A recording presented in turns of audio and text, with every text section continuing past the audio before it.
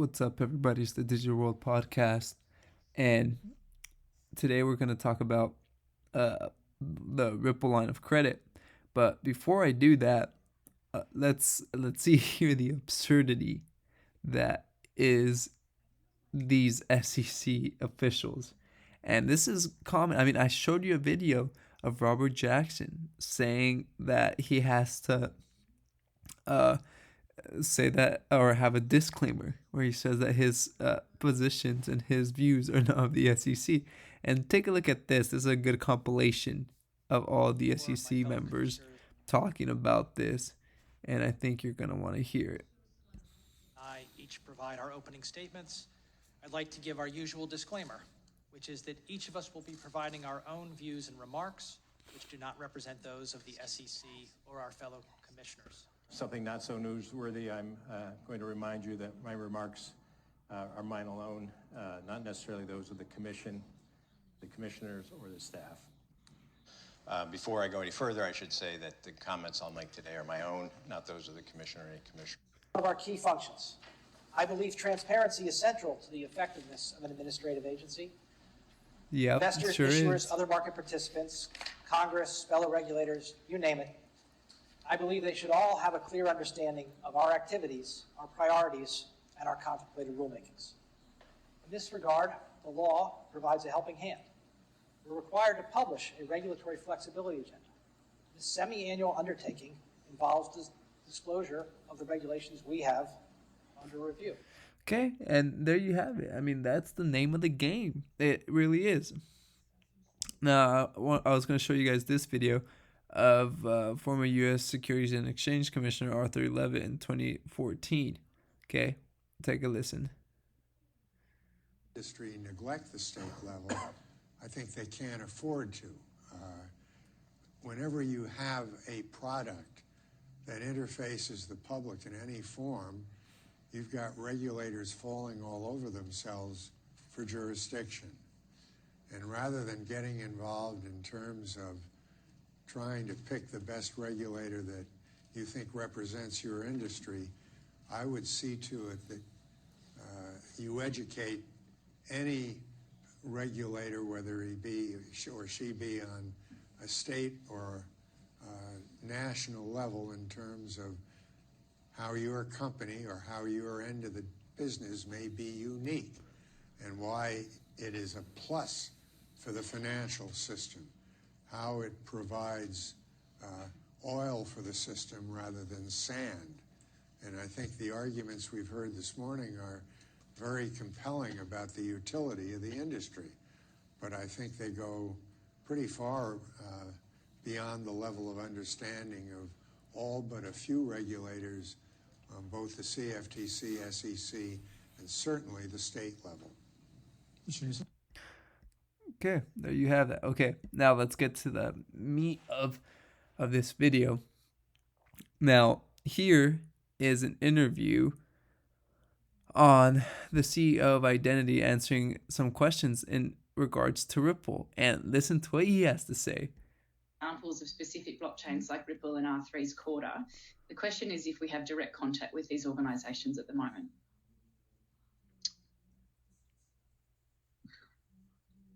Well, look, we've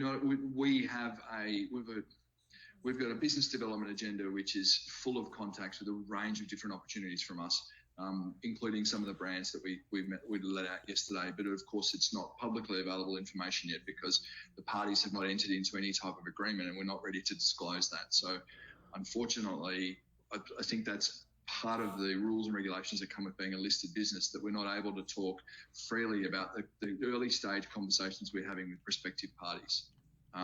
But shareholders should be confident that there are lots of those happening.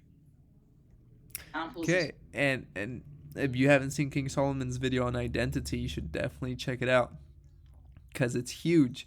We're talking about a lot of partnerships.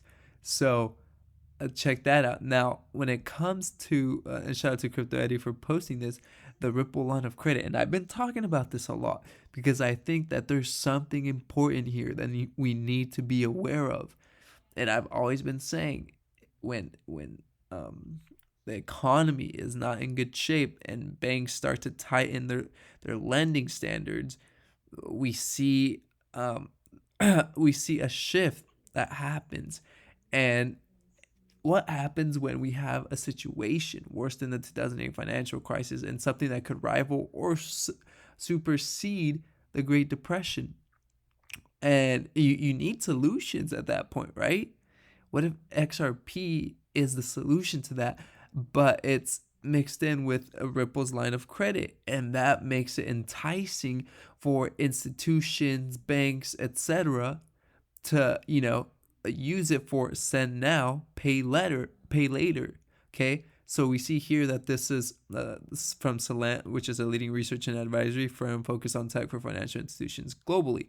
And this is an August 2021 report based on Salent's research and interviews. And here we see, so near launch, right? And here are the offerings and the description. So the line of credit, if you send now, you'll pay later. And it's for financial institutions that are utilizing RippleNet. And you'll lock your rate at the time of payment, and it uses XRP to complete that transfer, okay, that transaction.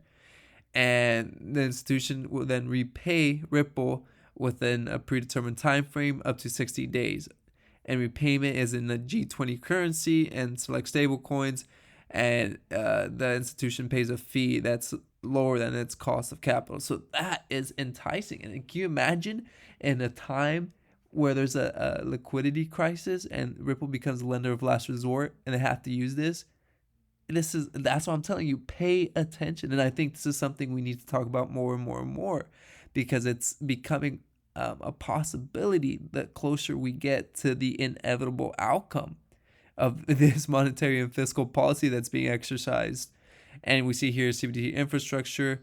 This is going to be for central banks. We know that they have the private ledgers that they've been testing on, and they also use XRP as a bridge currency. Okay, it's secure, controlled, and flexible for issuing and management of CBDCs. Okay, and then we know NFTs and what they're doing there, especially with Flare, the Flare network.